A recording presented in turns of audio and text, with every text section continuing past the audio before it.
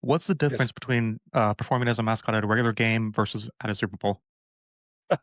Super Super Bowls, the excitement level is taken up several notches, and, as a mascot, though, honestly, it it's I don't want this to come across wrong, okay? So let me just say that in advance, but performing is easier at a regular game than it is at a Super Bowl, because at the Super Bowl, you are kind of a dog on a leash. There is only certain areas I can go to.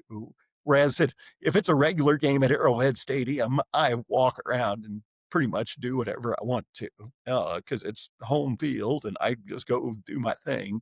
At the Super Bowl, I could only perform behind the Chiefs end zone. So, at the Super Bowl, they paint one of them with the Chiefs logo, and the other one was with whoever we were playing that particular Super Bowl.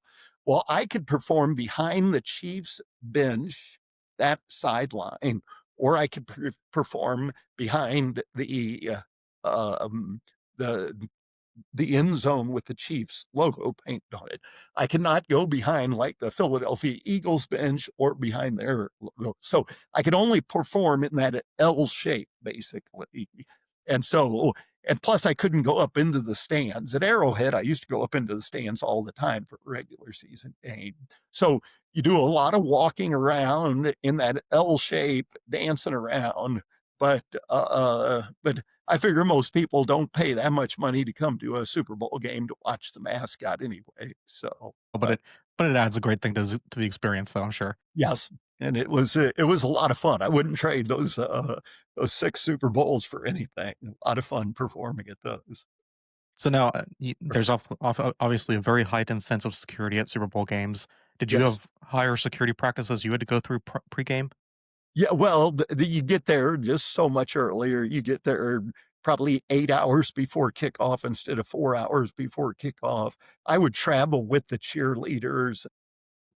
I mean, we had security on the bus with us. And then once we got there, of course, they'd check out your bags, scan everything, and make sure there wasn't anything that, was trying to get into the stadium that shouldn't be. And so, yeah, definitely heightened security. And we just got there 4 hours earlier than we usually got there. So it was if it was a kickoff at 5 o'clock in the afternoon, we would get to the stadium by about 9 o'clock that morning. So there was a whole lot of sitting around waiting once you got into the stadium, which was okay because you could walk around, take a lot of cool photos before all the crowd showed up.